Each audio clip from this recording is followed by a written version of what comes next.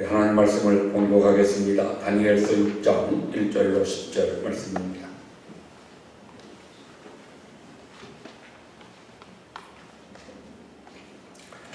구약성경 다니엘서 6장 1절로 10절의 말씀을 제가 봉독하겠습니다. 다리오가 자기의 뜻대로 고관 120명을 세워 전국을 통치하게 하고 또 그들 위에 총리 셋을 두었으니 다니엘이 그 중에 하나이라. 이는 고관들로 총리에게 자기의 직무를 보고하게 하여 왕에게 손해가 없게 하려 함이었더라. 다니엘은 마음이 민첩하여 총리들과 고관들 위에 뛰어나므로 왕이 그를 세워 전국을 다스리게 하고자 한지라. 이에 총리들과 고관들이 국사에 대하여 다니엘을 고발할 근거를 찾고자 하였으나 아무 근거, 아무 허물도 찾지 못하였으니 이는 그가 충성되어 아무 그릇됨도 없고 아무 허물도 없음이었더라. 그들이 이르되 다니엘은 그 하나님의 율법에서 근거를 찾지 못하면 그를 고발할 수 없으리라 하고, 이에 총리들과 고관들이 모여 왕에게 나아가서 그에게 말하되 다리오 왕이여 만수무강하옵소서. 나라의 모든 총리와 지사와 총독과 법관과 관원이 의논하고 왕에게 한 법률을 세우며 한 금령을 정하실 것을 구하나이다. 왕이여 그것은 곧 이제부터 30일 동안에 누구든지 왕 외에 어떤 신에게나 사람에게 무엇을 구하면 사자굴에 던져넣기로 한 것이니이다. 그러지 왕이여 원하건대 금령을 세우시고 그 조서에 왕의 도장을 찍어 메대와 바사와 고치지 아니하는 규례를 따라 그것을 다시 고치지 못하게 하옵소서 하매, 이에 다리오 왕이 조서에 왕의 도장을 찍어 금령을 내니라. 다니엘이 이 조서에 왕의 도장이 찍힌 것을 알고도 자기 집에 돌아가서는 윗방에 올라가 예루살렘으로 향한 창문을 열고 전에 하던 대로 하루 3번씩 무릎을 꿇고 기도하며 그의 하나님께 감사하였더라. 아멘. 아멘. 찬양자 하나님께 찬양드리겠습니다.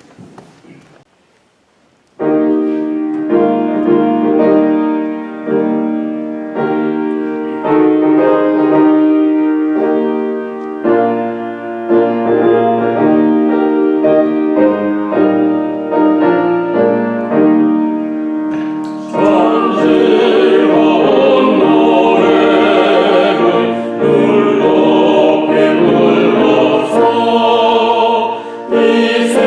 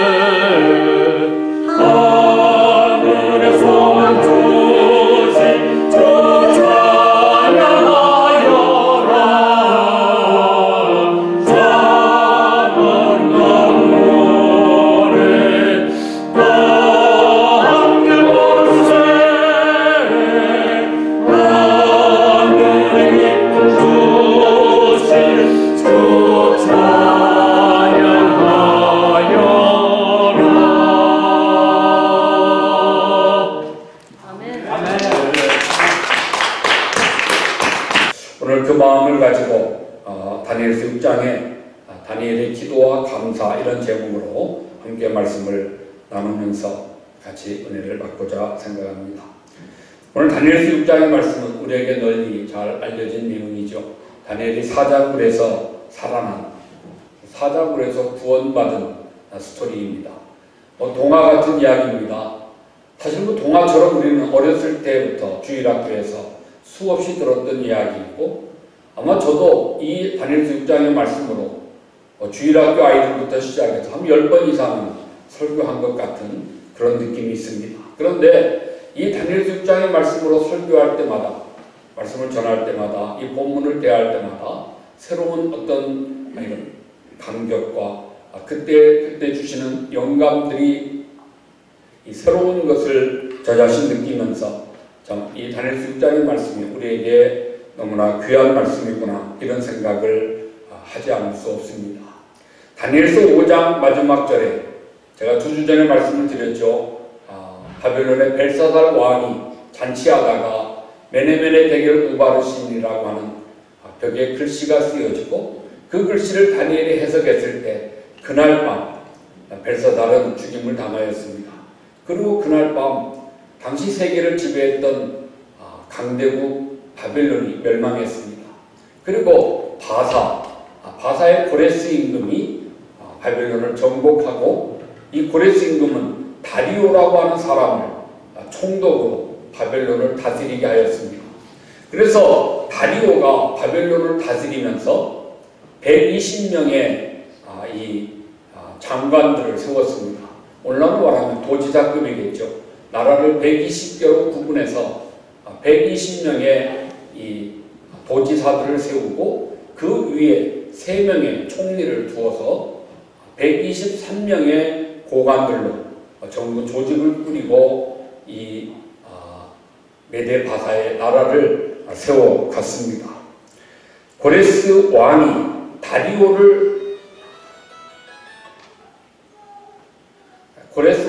다리오를 총독으로 세워서 이렇게 나라를 다스릴 때 총리 3명 중에 다니엘은 탁월했습니다.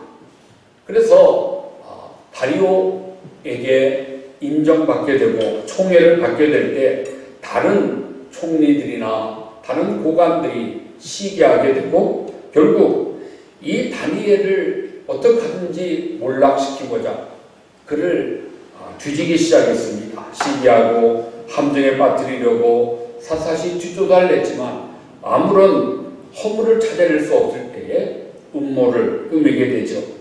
생각해보면 다니엘은 참 무음한 사람이었다. 흠이 없는 사람이었습니다. 성결한 삶을 살았고 하나님의 백성으로 거룩하게 살았습니다. 결국 그를 시기했던 사람들이 다니엘의 신앙을 문제 삼아가지고 다리오 왕에게 간청합니다. 앞으로 30일 동안은 왕 외에 어떤 신에게나 어떤 사람에게 구하면 사자굴에 던져 놓읍시다. 이것을 고칠 수 없는 법으로 만들어서 선포합시다. 그렇게 다리오에게 이야기했고 다리오는 그 말을 듣고 그냥 그렇게 선포했습니다. 결국 다니엘은 이제 기도하면 하나님께 기도하면 사자굴에 들어가 죽임을 당할 수밖에 없게 되었다는 사실을 알면서도 오늘 10절의 말씀에 집에 돌아가 예루살렘을 향하여 창문을 열어놓고 하루 3번씩 무릎을 꿇고 그가 행하던 대로 그가 지금까지 해온 그대로 하나님께 기도를 드렸다고 말씀하고 있습니다. 다니엘은 전혀 노동하지 않았습니다. 왕의 금령을 어긴 중죄로 이제 그가 체포되고 당장 사자굴에 던져졌습니다. 그러나 하나님은 천사들을 보내어 사자의 입을 봉하셨고 하나님이 그를 지켜주셨습니다. 그 다음날 새벽 다리오 왕이 사자굴 앞에 가서 다니엘을 불렀을 때 참 그곳에 기적이 있었죠. 다니엘의 음성이 들립니다. 결국 다니엘을 사자굴에서 끌어올리고 그곳에 다니엘을 참조했던 사람들, 그들의 가족들과 함께 그 사자굴에 집어 던졌더니 결국 사자들이 그 뼈까지 다 부숴 먹었다고 다니엘서 6장 후반부에 우리에게 말씀해 주고 있습니다. 이상의 내용이 다니엘서 6장에 기록된 말씀인데요.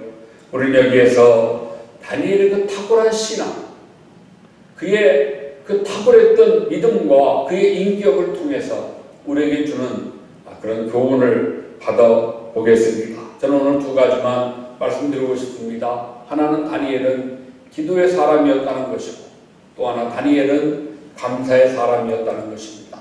무엇보다 누구보다 다니엘의 탁월함은 그는 기도하는 일에, 그리고 감사하는 것에 그는 탁월했던 믿음의 사람이었습니다. 오늘 본문 10절을 보면 조서에 왕이 도장에 찍힌 것을 알았다고 말씀하고 있습니다. 즉 자기를 죽이려고 하는 음모가 있다고 하는 것을 누구보다도 다니엘이 잘 알았습니다. 이제 기도하면 사자굴에 던져져서 죽임을 당할 수밖에 없다는 사실을 다니엘은 알았습니다. 그럼에도 불구하고 그는 기도의 끈을 놓지 않았습니다. 임금을 찾아가서 어떤 자기를 변호할 수도 있고 이런 방법들을 그는 사용하지 않았습니다. 즉 그는 타협하지 않고 목숨 바칠 각오를 가지고 하던 대로 하나님께 기도했던 것을 볼 수 있습니다. 우리 이렇게 생각할 수 있겠죠. 30일 정도인데 그 정도만 좀 기도를 좀 쉬면 어떻겠나. 30일만 드러내놓고 기도하지 않고 그냥 숨어서 속으로 묵상하며 기도하면 안 되겠는가. 얼마든지 그렇게 스스로 자신을 합리화할 수 있을 것입니다. 적당히 자신과 타협하면서 위기를 지나갈 수도 있었을 것입니다. 그러나 다니엘은 그러지 않았습니다. 죽을 수밖에 없는 위기 상황에서 그는 정면 돌파를 선택했습니다. 달리 방법이 없다고 생각될 그때에 그는 기도에 비상을 걸었고 기도에 자기의 생명을 걸었습니다. 사랑하는 성도 여러분, 오늘 우리들이 위기 상황에서 정말 이길 수 있는 길이 있다면 그것은 하나님 역사해 주시는 길밖에 없고, 하나님을 움직일 수 있는 방법은 오직 우리에겐 기도밖에 없다고 하는 것을 우리가 기억해야 될 것입니다. 위기 상황에서 생명을 걸고 기도하는 그 다니엘의 기도를, 그 위기를 하나님이 막으셨고 건져주신 것입니다. 그 다음날 아침에 다리오 왕이 참 그 사자굴 앞에 가서 슬피 소리내어 다니엘을 부릅니다. 살아계신 하나님의 종 다니엘아. 불렀을 때 아무 소리가 나지 않으리라고 사자 음성만 들릴 줄로 알았던 그곳에서 기적이 나타나는 거 아닙니까? 왕이여, 나의 하나님이 이미 그의 천사를 보내어 사자들의 입을 봉하셨으므로 사자들이 나를 상해하지 못하였나이다. 하나님이 천사들을 보내서 사자의 입을 봉하셨다. 하나님이 다니엘의 기도를 들으시고 사자굴에서 그를 구원해 주셨습니다. 다리오 왕은 다니엘을 구하고 싶었지만 구할 수 없었습니다. 그러나 하나님은 그의 기도에 응답하시고 그를 구해 주셨습니다. 우리가 여기에서 무엇보다 다니엘의 기도의 특징은 전에 하던 대로라고 하는 이 짧은 단어 하나를 우리가 주목해야 됩니다. 하던 대로 기도했습니다. 기도의 습관대로 다니엘의 기도 생활의 단면을 우리에게 보여주는 거죠. 다니엘이 한두 달, 1, 2년 기도했던 것이 아니고요. 다니엘의 일생 통해서 지금 이때 다니엘의 나이가 적어도 80 이상, 90이 가까운 나이인데요. 일생 동안 포로 생활을 시작하던 그때부터 오늘 지금 이 시간까지 변함없이 하나님 앞에 계속 기도했던 다니엘의 그 기도의 습관을 우리에게 말씀해 주고 있습니다. 다니엘을 예루살렘 성전은 불탔고 사라져버렸고 바벨론의 포로로 끌려왔고, 그런 상황에서 그가 하나님을 섬길 수 있는 방법은 오직 하나님 앞에 그 성전을 향하여 무릎을 꿇고 기도하는 방법 외에는 없었던 것입니다. 그가 하나님을 섬기는 것의 전부가 하나님 앞에 그 예루살렘 성전을 향하여 창문 열고 무릎 꿇어 하루 3번씩 기도했던 그의 생활이 곧 그의 경건함을 지켜주었고 그의 거룩한 삶을 유지하게 하고 이런 수없는 위기의 상황 가운데 그를 구원해 주시는 하나님의 능력의 역사가 나타났던 것입니다. 우리가 규칙적으로 기도하는 것 굉장히 중요한 것입니다. 우리가 새벽 기도를 강조하고 또 우리가 함께 모여 기도하는 어떤 기도의 시간을 정하여 함께 기도하는 것은 규칙적으로 기도하기 위함입니다. 어떻게 하든지 우리에게 기도의 습관이 들게 하기 위함이라고 하는 것을 우리는 기억해야 되겠습니다. 예수님의 기도 생활을 우리가 살펴보면 하루 일과가 아무리 분주하고 바빴어도 새벽이면 어김없이 일어나 한여간 곳에 나가 하나님 앞에 거기서 기도하셨다고 마가복음 1장 35절이 말씀합니다. 십자가 지시기 전날에도 제자들과 마지막 만찬을 마치시고 습관을 따라 감람산에 가서 기도하셨다고 누가복음은 말씀하고 있습니다. 예수께서 나가서 습관을 따라 감람산에 가시매 제자들도 따라가더니 새벽에 일어나 한적한 곳에 가서 하나님과 독대했던 예수님.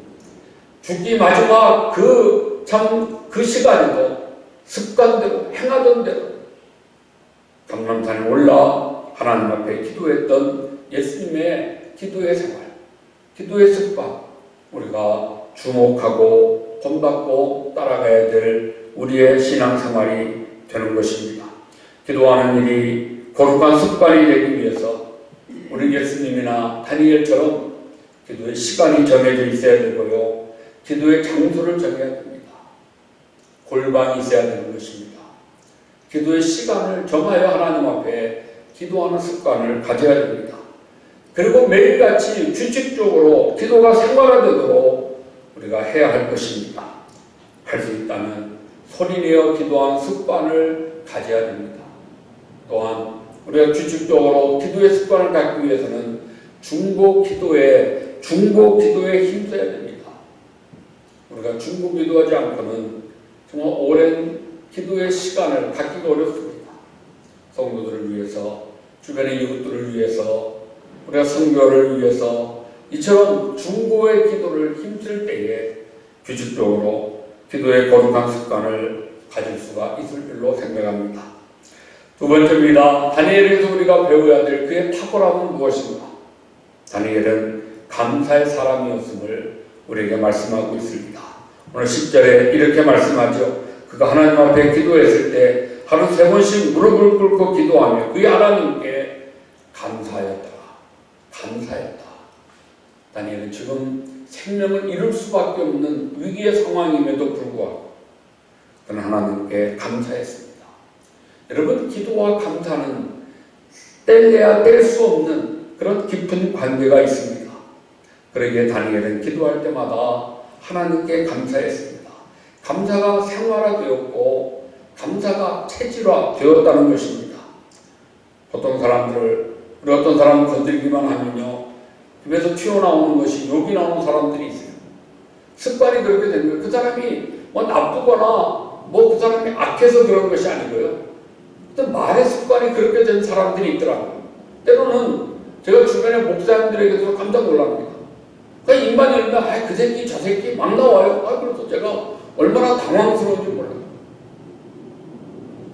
목사님들인데도 그분이 참 좋은 분들이에요. 좋은 분들인데도 어떻게 그냥 말의 습관이 그냥 욕된 말을 그냥 쉽게 하는 그런 경우도 없지 않아 볼 수가 있습니다.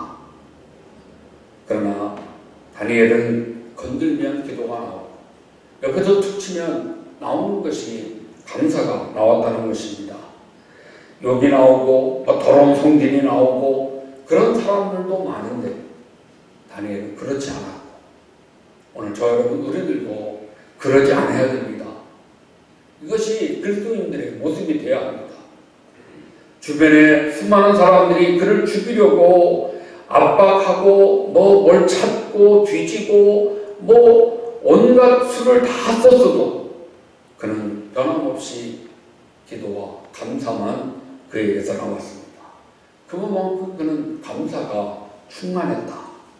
골로새 3장 15절에 사도 바울은 너희는 감사하는 자가 되라. 너희는 감사하는 자가 되라고 우리에게 명령하고 있습니다. 기도를 통해 하나님 앞에 나아갈 때마다 반드시 감사를 가지고 하나님 앞에 나가야 되죠. 우리가 예배하기 위해서 하나님 앞에 나아갈 때 감사 없이 나아간다? 그것은 생각할 수 없는 것입니다. 예배에는 반드시 먼저 감사가 있어야 돼요. 우리의 기도에도 항상 감사가 함께해야 하는 것입니다. 그런데 우리가 감사할 때 어떻게 감사하는 것이 옳은가? 먼저는 마음으로 감사해야 되겠죠. 진정 깨닫고 진정 마음으로 감사하는 마음을 우리 안에 품어야 될 것입니다. 두 번째로는 입술로 감사해야 됩니다. 마음의 감사가 입술의 감사로 드러나야 됩니다. 입술의 감사는 마음의 감사가 전제되어야 합니다. 이것이 하나 되어야 되죠. 마음의 감사 없는데 입술의 감사만 하는 것은 거짓이고요. 마음의 감사는 있는데 입술의 감사가 없다면 그것도 부족한 것입니다. 마음의 감사가 먼저요. 그리고 마음의 감사는 반드시 입술의 감사로 나타나야 됩니다. 세 번째로는 물질로 감사해야 됩니다. 마음과 입술의 감사가 참된 감사로 열매를 맺기 위해서 우리는 물질로 감사를 표현해야 됩니다. 예수님 말씀하신 대로 물질이 있는 곳에 우리의 마음이 있기 때문입니다. 우리가 진정 마음으로 감사할 때 그곳에는 입술로 감사하게 되고 그리고 물질로 감사하게 된다는 것입니다. 또 하나는 몸으로 감사해야 하는 것입니다. 오늘 우리 시대에 물질의 풍요 속에 살고 있기 때문에 모든 것을 그냥 쉽게 물질로만 해결하려고 하는 그런 경향이 있습니다. 그 정도 내가 하지 하고 지가 여러 물질 내는 것으로 다 하는 것으로 생각하는 그런 경우가 있습니다. 그러나 감사는 입술과 물질로만 다 하는 것이 아니고 몸의 감사가 반드시 있어야 됩니다. 몸으로 봉사하고 몸으로 충성하고 몸으로 헌신해야 되는 것입니다. 감사하는 마음을 담아서 마음과 함께 입술로 그리고 물질로 그리고 온몸을 다하여 이처럼 봉사하며 충성하는 감사, 이것이 바로 감사하는 자가 되라 하신 주님의 명령 앞에 우리가 순종하는 모습이 될 것입니다. 다니엘 하루 3번씩 시간을 정해놓고 기도할 때마다 전에 하던 대로 하나님께 감사했습니다. 참으로 하던 대로 불평하던 사람은 늘 하던 대로 불평해요. 감사할 일이 많음에도 감사보다는 불평을 먼저 합니다. 그러나 어떤 사람은 불평스러운 환경 가운데서도 감사하기를 먼저 하는 사람들이 있습니다. 여러분, 병은 고쳐도 버릇은 못 고친다고 하는 말이 있는데요. 정말 우리들의 생활 속에, 내 신앙의 생활 속에 감사가 습관이 되어 있는지 아니면 불평함이 습관이 되어 있는지 스스로 우리 자신을 점검해 보면서 우리를 좀 길들이는 신앙생활이 되어야 할 것입니다. 세상의 어떤 모습들을 하나님 나라 백성의 모습으로 바꿔가는, 그러기 위해서 새로운 습관을 시작하는 그런 인생의 출발이 우리에게 반드시 있어야 됩니다. 잘못된 습관에서 빠져나오기 위해서는 새로운 습관을 우리가 만들고 길들여야만 가능해질 수 있는 것입니다. 하나님은 우리가 불평하는 것 분명히 싫어하십니다. 그래서 이스라엘 백성들 광야에 40년 방황할 수밖에 없었습니다. 열흘이면 갈 수 있는 길을 40년 동안 방황하고 그곳에 그들의 뼈를 묻어야만 됐던 것입니다. 하나님은 불평하는 것 싫어하십니다. 그리고 감사하라고 우리에게 말씀하십니다. 악을 행하는 자들 때문에 불평하지 말고 불의를 행하는 자들을 시기하지 말지어다. 시편 37편 1절에 말씀하죠. 우리 주변에 악을 행하는 사람들 언제나 얼마든지 있을 수 있습니다. 없어지지 않습니다. 절대로 없어지지 않습니다. 왜요? 가라지는 계속해서 심겨주고 자라납니다. 주님 다시 오시는 그날까지 불평하려고 맘먹으면 불평할 거리는 끊임없이 우리 가운데 있을 것입니다. 그런데 악을 행하는 자들 때문에 불평하지 말라 우리에게 말씀하고 있습니다. 하나님 말씀을 우리가 다시 한번 마음에 명심하면서 우리가 감사를 훈련하고 감사를 습관하는 그런 감사가 우리에게 있어야 될 것입니다. 평소에 감사를 훈련했던 다니엘이지만 오늘의 감사는 더 특별한 감사 아닙니까? 죽을 줄 알면서도, 사자굴에 던져질 것을 알면서도, 죽음의 위협 앞에, 생명의 위협 앞에, 고난 속에서 그는 하나님께 감사했습니다. 최악의 상황 속에서 하나님께 감사하고, 정말 이런 감사를 우리는 전천후 감사, 비가 오나 눈이 오나 바람 부나 해가 뜨나 언제나 감사하는 거죠. 해 뜨면 해가 떠서 좋고, 비가 오면 비가 와서 좋고, 언제나 어떤 상황에서 감사하는 전천후 감사, 이것이 하나님 우리에게 명령하신 범사에 감사라 하신 말씀이라고 생각할 수 있습니다. 감사는 위대한 교양의 결실이요 위대한 신앙의 열매라고 이야기합니다. 나무는 열매를 봐서 그 나무를 우리가 알 수 있습니다. 불팽의 열매를 맺는 그 나무, 불팽의 나무입니다. 불팽의 나무에는 언제나 불팽의 열매가 열립니다. 감사의 열매는 감사의 사람에게 열립니다. 말세의 특징이 무엇입니까? 감사치 아니하는 것이라고 우리에게 말씀합니다. 주님 오실 그날이 가까워질수록, 말세가 더 심해질수록 우리 가운데 감사가 점점 사라지게 될 것입니다. 그러나 그런 상황이라 할지라도 오늘 다니엘이 정말 그런 위기의 상황 가운데서도, 그런 최악의 상황 속에서도 하던 대로 하나님께 감사했던 것처럼 우리도 세상 사는 동안 하나님께 감사하는 이런 범사의 감사의 삶을 통해서 자신도 기쁘고 하나님께 영광을 드리는 우리가 되어야 할 것입니다. 여러분, 벽에 공을 던져보십시오. 반드시 던진 공은 내게로 돌아오게 되어 있습니다. 감사의 공을 던지면 기쁨이 돌아오지만, 내가 불평의 공을 던져보십시오. 반드시 내게 해와 악이 돌아올 수밖에 없을 것입니다. 오늘 범사에 감사하기 위해서 사도 바울은 데살로니가전서 5장 21절에 이렇게 말씀합니다. 범사에 헤아려 좋은 것을 취하라. 범사에 감사하라고 16절에 명령하고, 이어서 21절에 범사에 헤아려 좋은 것을 취하라. 모든 일에는 밝음과 어둠이 있습니다. 장점과 단점이 있습니다. 밝은 측면이 있고 어두운 측면이 있습니다. 우리가 헤아려서 밝은 측면을 바라보고 밝은 측면을 취하면 우리에게는 언제든지 감사가 일어납니다. 그런데 언제든지 어두운 것만, 단점만, 나쁜 것만 가지고 우리가 이야기하면 항상 불평할 수밖에 없는 것입니다.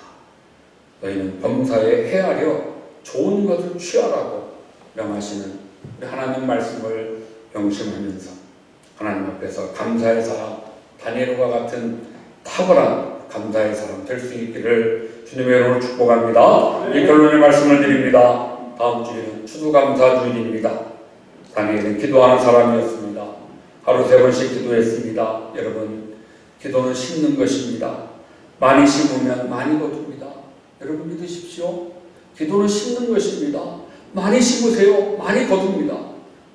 여러분, 기도는 물대는 것입니다. 마른 땅에서는 곡식이 자랄 수가 없습니다. 물이 있어야 곡식이 자라죠. 열매가 맺혀지죠. 기도는 심는 것이고 기도는 물대는 것입니다. 여러분, 정해놓고 습관적으로 하나님 앞에 기도하시길 바랍니다. 그리하면 하나님 능력을 힘입고 우리에게 정말 밝은 미래를 하나님이 열어주실 것입니다. 또 하나, 다니엘이 하던 대로 우리도 하나님 앞에 감사합시다. 감사를 잃으면 인생은 점점 더 피곤해질 수밖에 없습니다. 감사가 없으면 행복도 없고요. 거기에 무슨 풍요로움도 있을 수 없습니다. 그러나 지난 날을 돌이켜 감사하면 우리의 미래가 살쪄지게 되어 있습니다. 지난 날을 돌이켜 감사하십시오. 그러면 우리의 미래가 환해지고 밝아지고 풍족해질 것입니다. 바라는 것, 다니엘 신앙이 내 신앙 되고 내 신앙이 다니엘 신앙 되는 우리들의 탁월한 믿음의 삶이 될 수 있기를 주님의 이름으로 축복합니다. 아멘. 하나님 우리 아버지 감사합니다. 오늘도 다니엘의 탁월한 신앙을 우리에게 다시 한번 살피게 하시고 무엇보다 그의 기도의 생활, 그의 감사의 생활을 본받고 배우게 하심을 감사합니다. 하나님 앞에 기도에 무릎을 꿇는 우리들 되게 하시고 정말 더 많은 것으로 기도를 심을 수 있도록 하나님 역사해 주셔서 정말 더 많은 것으로 열매를 거두게 하시고 더 풍성한 삶을 누리게 하시고 하나님 앞에서 정말 능력받아 승리하는 우리들 되도록 축복에 주시옵소서. 주여, 원하옵기는 감사의 삶을 살기를 원합니다. 내 눈에서 불평스러운 것들을 제하여 주시옵시고 밝은 것을 보게 하시고 그래야 하나님 앞에 입술로 감사하게 하시고 물질로 감사하게 하시고 온몸 바쳐 감사할 수 있는 사랑하는 모든 믿음의 권속들이 되게 하여 주셔서 하나님 우리 교회는 감사하는 공동체가 될 수 있도록 은혜를 더하여 주시옵소서. 감사하는 분들마다 저들의 앞날이 더 감사가 넘쳐날 수 있도록 은혜를 주시고 범사에 감사할 때 더 기뻐할 수 있는 일들이 우리 안에 풍성하도록 복내려 주시옵소서. 믿고 감사하며 예수님의 이름으로 기도 올리옵나이다. 아멘. 네, 우리 일어나셔서 내 마음의 주를 향한 사랑이 한 번 더 같이 찬양하겠습니다.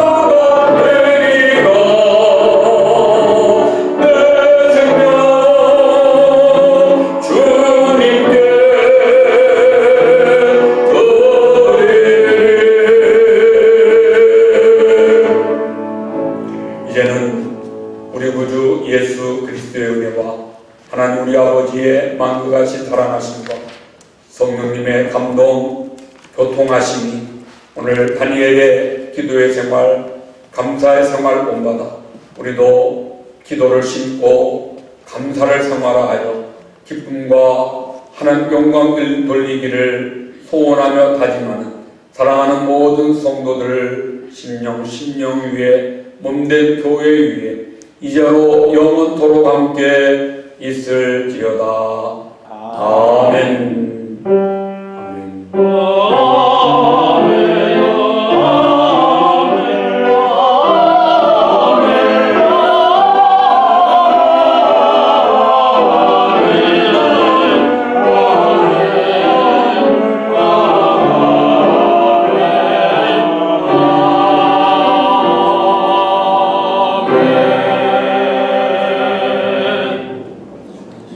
감사합니다. 예배를 마쳤습니다.